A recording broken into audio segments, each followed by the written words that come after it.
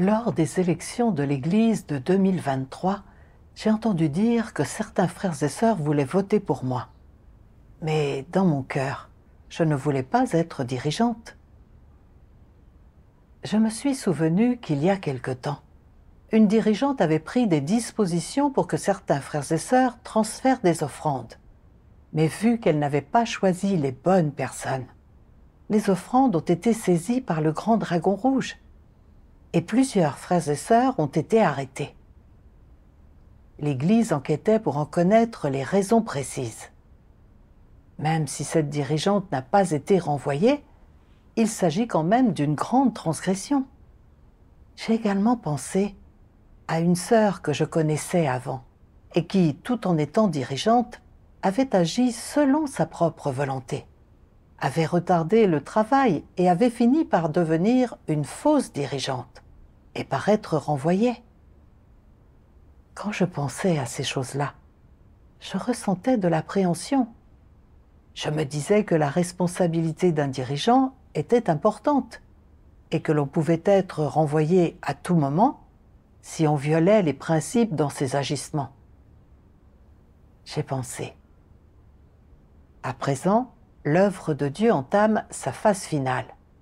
Et c'est aussi le moment où Dieu détermine l'issue de chaque personne. Si, à ce moment critique, non seulement je ne parviens pas à préparer de bonnes actions, mais qu'en plus, je fais le mal et que je suis condamné, comment pourrais-je avoir une bonne issue?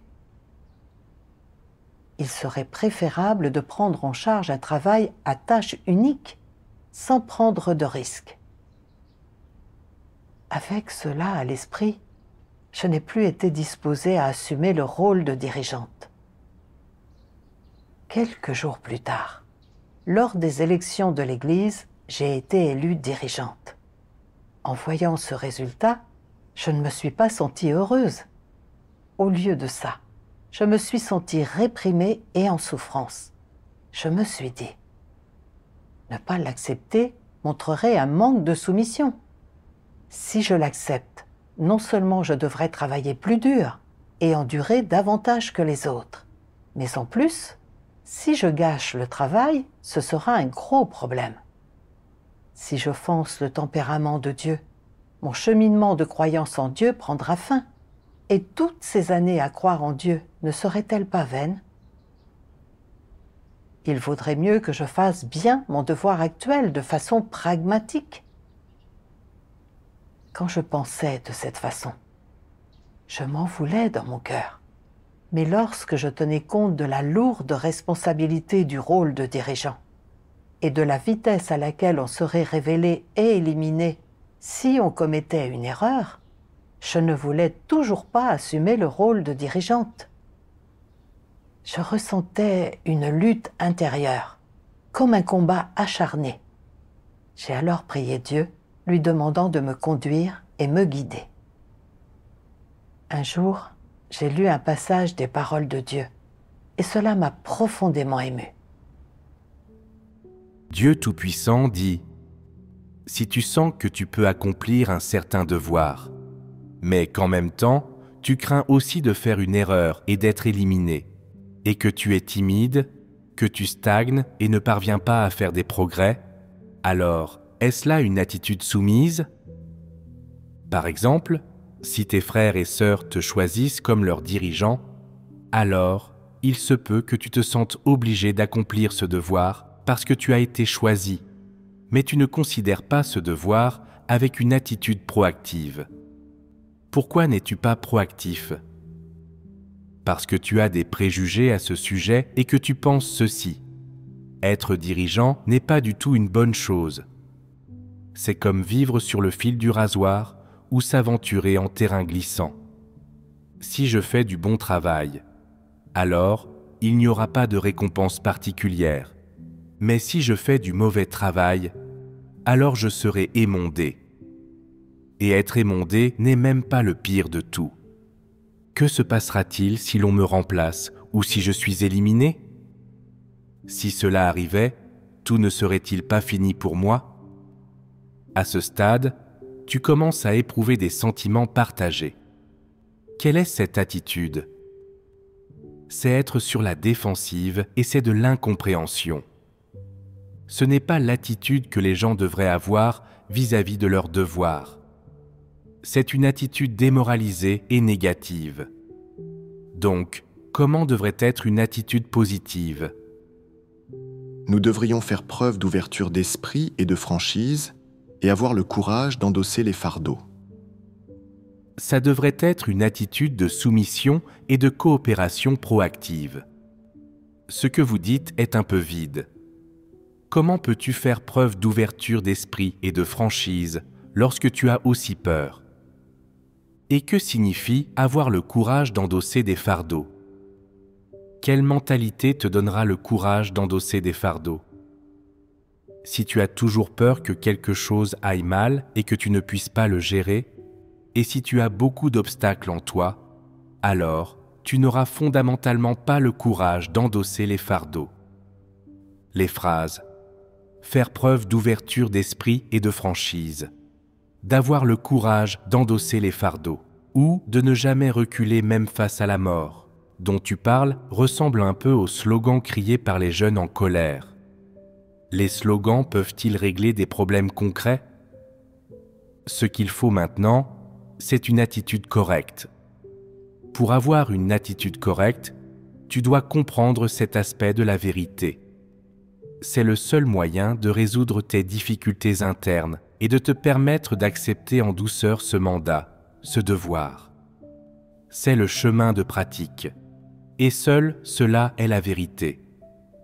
Si tu utilises des termes comme « faire preuve d'ouverture d'esprit et de franchise » et « avoir le courage d'endosser des fardeaux pour faire face à la peur que tu ressens », cela sera-t-il efficace ? Non.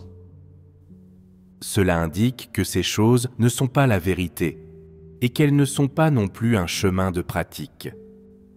Il se peut que tu dises « Je sais faire preuve d'ouverture d'esprit et de franchise. Je suis de stature indomptable. Mon cœur ne renferme aucune pensée étrangère, ni aucun contaminant étranger, et j'ai le courage d'endosser des fardeaux. » En apparence, tu assumes la charge de ton devoir, mais plus tard, après y avoir réfléchi un moment, tu continues de penser que tu ne peux pas l'assumer. Il se peut que tu continues d'avoir peur. En outre, il se peut que tu vois les autres être émondés et que tu aies encore plus peur, comme un chien battu terrifié par le fouet. Tu auras de plus en plus l'impression que ta stature est trop petite et que ce devoir est comme un abysse immense, infranchissable, et finalement, tu seras toujours incapable d'assumer cette charge. C'est pourquoi scander des slogans ne peut résoudre les problèmes pratiques. Donc, comment peux-tu réellement résoudre ce problème ? Tu dois chercher activement la vérité et adopter une attitude soumise et coopérative. Cela peut entièrement résoudre le problème. La timidité, la crainte et l'inquiétude ne servent à rien. Y a-t-il le moindre rapport entre le fait d'être révélé et éliminé et le fait d'être dirigeant ? Si tu n'es pas dirigeant, ton tempérament corrompu disparaîtra-t-il ? Tôt ou tard, tu devras résoudre le problème de ton tempérament corrompu. En outre, si tu n'es pas dirigeant, alors tu n'auras pas davantage d'occasions de pratiquer et tu progresseras lentement dans la vie, en ayant peu de chances d'être perfectionné. Même si l'on souffre un peu plus quand on est dirigeant ou ouvrier, il y a aussi de nombreuses récompenses. Et si tu peux suivre le chemin de la poursuite de la vérité, tu pourras être perfectionné. Quelle grande bénédiction! Tu dois donc te soumettre et coopérer activement. C'est ton devoir et ta responsabilité. Peu importe le chemin à parcourir, tu dois avoir un cœur de soumission. Voilà l'attitude avec laquelle tu devrais accomplir ton devoir.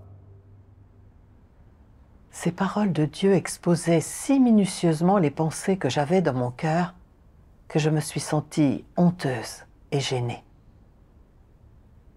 J'ai réfléchi sur moi-même, sur la raison pour laquelle j'avais eu si peur d'être dirigeante.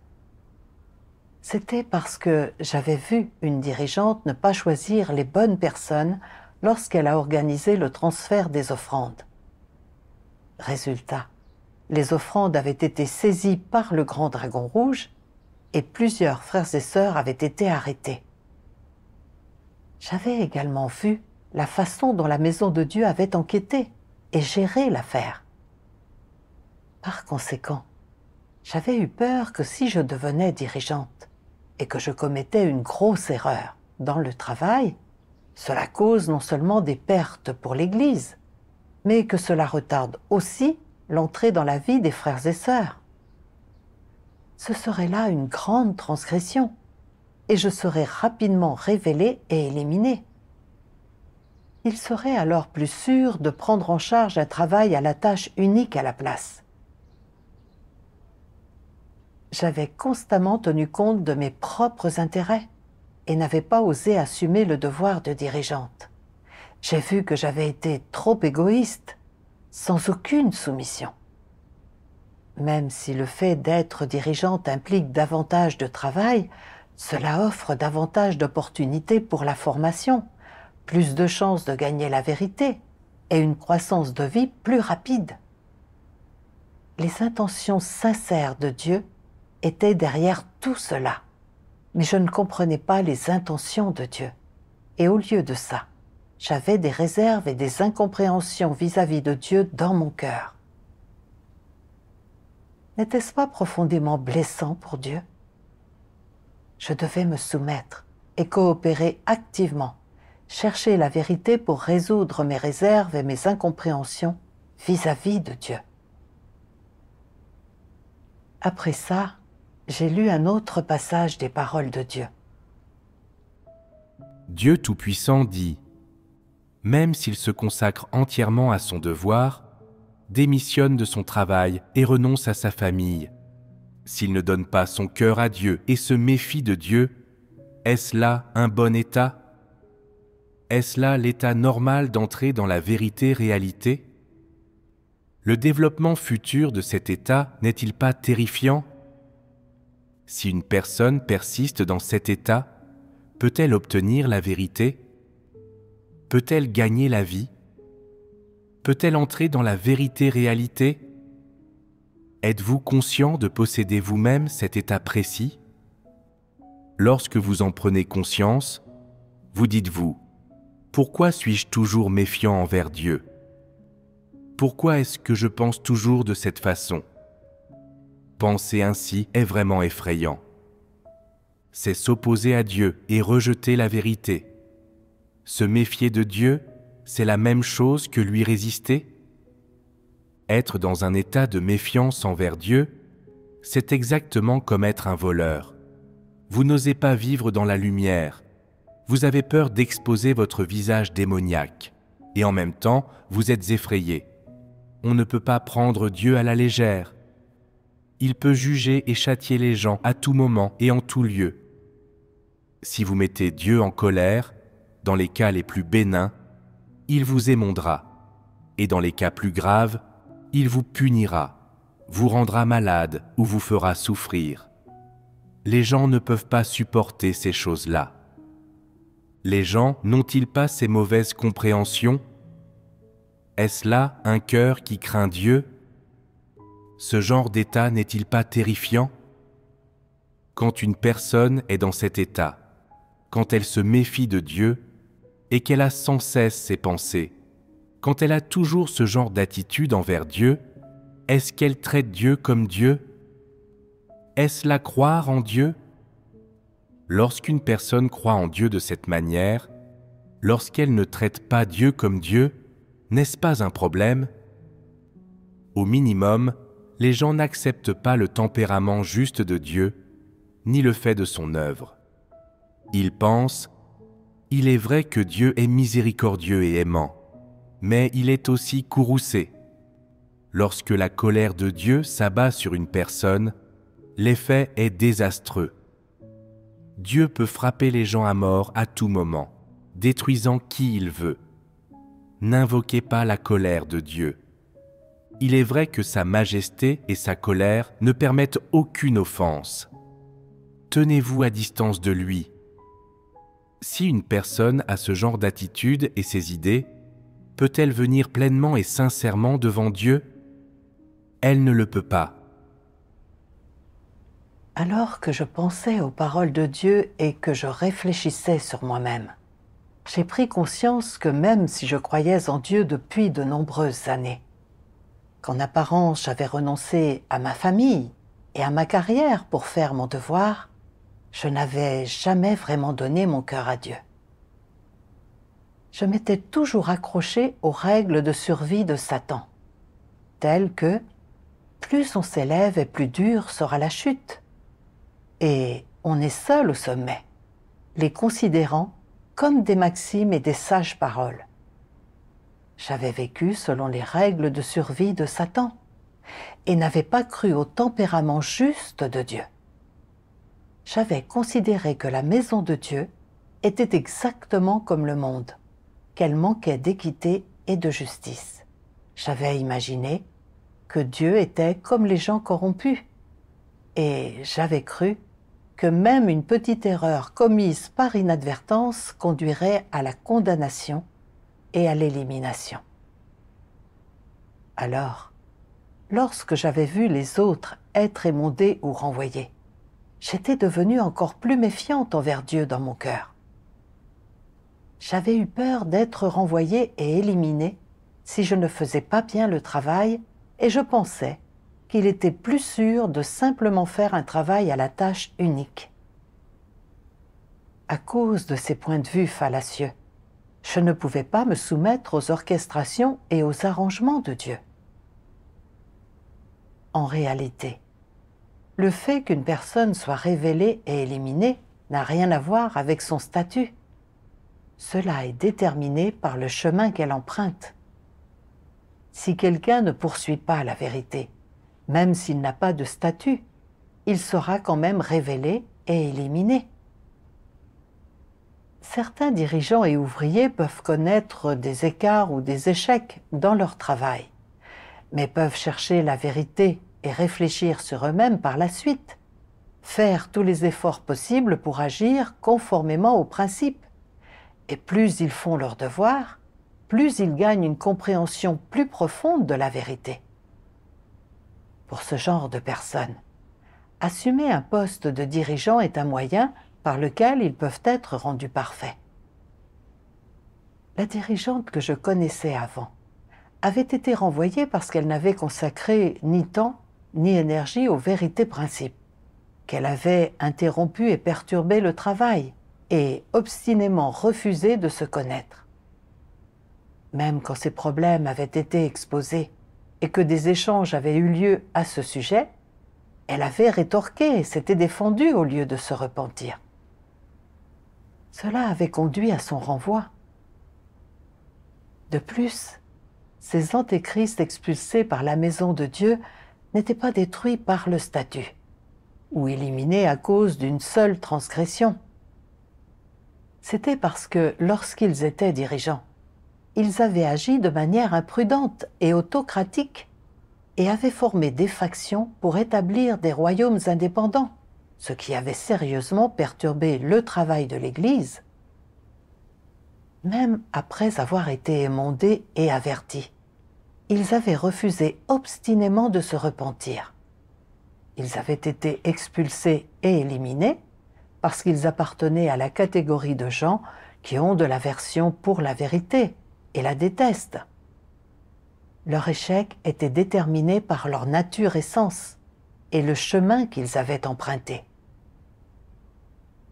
Dans la maison de Dieu, la décision de renvoyer ou d'éliminer quelqu'un n'est pas basée sur son comportement momentané ou sur le fait qu'il ait commis une seule erreur, mais plutôt sur sa nature et sens et son comportement constant.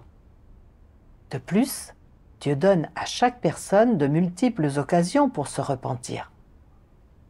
Il ne s'agit pas d'expulser ou d'éliminer toute personne qui a commis une erreur, tout comme avec notre dirigeante d'église. Même s'il y avait eu un gros problème avec les arrangements pour le transfert des offrandes. Elle avait cherché la vérité par la suite, réfléchi sur elle-même et montrer une volonté de se repentir. Par conséquent, pour le moment, elle n'a pas été renvoyée. J'ai vu que ma croyance en « plus on s'élève et plus dure sera la chute » n'était foncièrement pas conforme à la vérité, et j'ai réalisé à quel point mon opinion était déformée. Je m'étais sans cesse préoccupée de mon propre avenir et de mon propre destin, craignant de ne pas avoir une bonne issue ni une bonne destination si je devenais dirigeante et que je gâchais le travail. Si ces poursuites erronées et ces points de vue incorrects n'étaient pas résolus en cherchant la vérité, alors, même si je ne devenais pas dirigeante, ma nature de résistance à Dieu étant profondément ancrée en moi, je finirais par être éliminée. À ce moment-là, j'ai senti que vivre selon la philosophie de Satan était vraiment dangereux, car cela pouvait m'inciter à me rebeller contre Dieu et à m'éloigner de lui en tout temps et en tout lieu. Après ça, j'ai lu ces paroles de Dieu. Dieu Tout-Puissant dit « Les antéchrists n'obéissent jamais aux arrangements de la maison de Dieu, et ils font toujours un lien étroit entre, d'une part, leur devoir, leur renommée, le gain et leur statut, et d'autre part, leur espoir de gagner des bénédictions et leur future destination, comme si, dans le cas où ils perdraient leur réputation et leur statut, ils n'avaient aucun espoir de gagner des bénédictions et des récompenses, et pour eux, ce serait comme s'ils perdaient la vie. Ils se disent « Je dois faire attention, je ne dois pas être imprudent. » On ne peut pas se fier à la maison de Dieu, aux frères et sœurs, aux dirigeants et aux ouvriers, ni même à Dieu. Je ne peux faire confiance à aucun d'entre eux. La personne à laquelle tu peux le plus te fier et qui est la plus digne de confiance, c'est toi-même. Si tu ne fais pas de projet pour toi-même, alors qui va s'occuper de toi? Qui va réfléchir à ton avenir? Qui va se demander si, oui ou non, tu vas recevoir des bénédictions? Par conséquent, je dois faire des projets et des calculs avec soin dans mon propre intérêt. Je ne peux pas faire d'erreur ou même être le moins du monde imprudent. Sinon, que ferais-je si quelqu'un essayait de profiter de moi? Et donc, il se méfie des dirigeants et des ouvriers de la maison de Dieu, craignant que quelqu'un les discerne ou voie dans leur jeu, craignant d'être ensuite renvoyés et de voir leurs rêves de bénédiction gâchés. Ils se disent qu'ils doivent préserver leur réputation et leur statut, pour qu'ils aient l'espoir de gagner des bénédictions. Un antéchrist considère qu'être béni, c'est plus vaste que les cieux, plus vaste que la vie, plus important que la poursuite de la vérité, le changement de tempérament ou le salut personnel, et plus important que de bien faire son devoir et d'être un être créé qui soit à la hauteur des normes. Il pense qu'être un être créé qui soit à la hauteur, bien faire son devoir et être sauvé sont autant de choses dérisoires qui valent à peine d'être mentionnées ni remarquées, tandis que gagner des bénédictions est la seule chose de toute la vie qui ne puisse jamais être oubliée. Face à ce qu'il rencontre, peu importe que ce soit grand ou petit, il relie tout au fait d'être béni. Il est extrêmement prudent et attentif, et il se ménage toujours une issue. Grâce à ces paroles de Dieu, j'ai vu que dans toute situation que les antéchrists rencontrent, ils déterminent d'abord s'ils peuvent gagner des bénédictions ou pas. Tant que quelque chose est bénéfique pour gagner des bénédictions, ils le feront, alors que si ce n'est pas le cas, ils ne le feront pas. Ils ne tiennent jamais compte de leurs responsabilités ou de leurs devoirs, ni des intérêts de la maison de Dieu. En réfléchissant à mon propre comportement, j'ai pris conscience que j'avais agi de la même façon.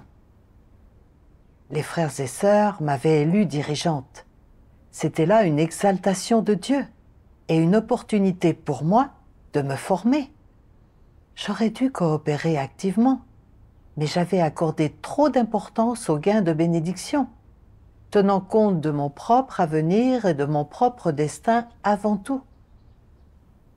Dès que j'avais pensé aux lourdes responsabilités d'un dirigeant et à l'impact négatif potentiel sur mon avenir et ma destination si je faisais une quelconque transgression, j'étais devenue réticente à assumer le rôle.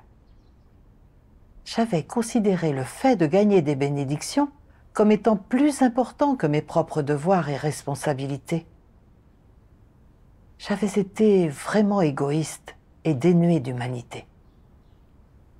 En réalisant cela, j'ai fait une prière de repentance à Dieu et j'ai activement assumé le devoir de dirigeante. Peu de temps après, on m'a donné la responsabilité du transfert des offrandes. J'éprouvais encore une certaine crainte dans mon cœur. J'avais peur qu'une erreur survienne à cause de mes arrangements inadéquats. Alors je voulais reculer. À ce moment-là, j'ai reconnu que cet état n'était pas juste. Alors je me suis présentée devant Dieu pour prier. Oh mon Dieu, je vois que je suis trop égoïste et que je me concentre de nouveau sur mon propre avenir et mon propre destin. Ce devoir qui me parvient aujourd'hui, c'est toi qui me testes. Je ne devrais pas vivre dans la crainte, ni tenir compte de mes propres intérêts.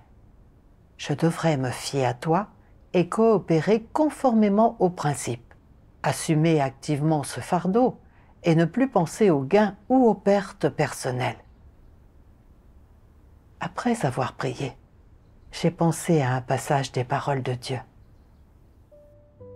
Dieu Tout-Puissant dit: quel genre de personne ose assumer ses responsabilités? Quel genre de personne a le courage de porter une lourde charge? Quelqu'un qui prend des initiatives et qui va courageusement de l'avant au moment le plus décisif dans le travail de la maison de Dieu, qui ne craint pas d'endosser de lourdes responsabilités et d'endurer de grandes épreuves quand il voit le travail qui est le plus important et crucial. Voilà une personne loyale envers Dieu, un bon soldat de Christ. Est-ce que les gens craignent d'assumer leurs responsabilités parce qu'ils ne comprennent pas la vérité? Non. C'est parce que leur humanité pose problème. Ils n'ont pas le sens de la justice ou des responsabilités, ils sont égoïstes et ignobles. Ce ne sont pas de vrais croyants en Dieu et ils n'acceptent pas la vérité le moins du monde. Pour cette raison, ils ne peuvent être sauvés. Alors que je réfléchissais à ces paroles de Dieu, j'ai compris que ceux qui croyaient sincèrement en Dieu et avaient une bonne humanité faisaient leur devoir avec le sens des responsabilités. Ils protègent les intérêts de la maison de Dieu sans tenir compte des gains ou des pertes personnelles. Surtout dans un travail crucial, ils affrontent les difficultés de front et sont capables d'assumer de lourds fardeaux et de tenir compte des intentions de Dieu. Les risques ont beau être importants. Ils ne battent pas en retraite, mais sont capables de se fier à Dieu pour faire l'expérience de choses. Ces personnes ont vraiment une conscience et une raison.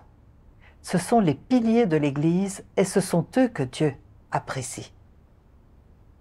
Mais pour ce qui est de ceux qui tiennent constamment compte de leurs propres gains et pertes dans l'exécution de leurs devoirs et qui ne protègent pas du tout les intérêts de la maison de Dieu, ils manquent d'humanité et sont égoïstes et méprisables.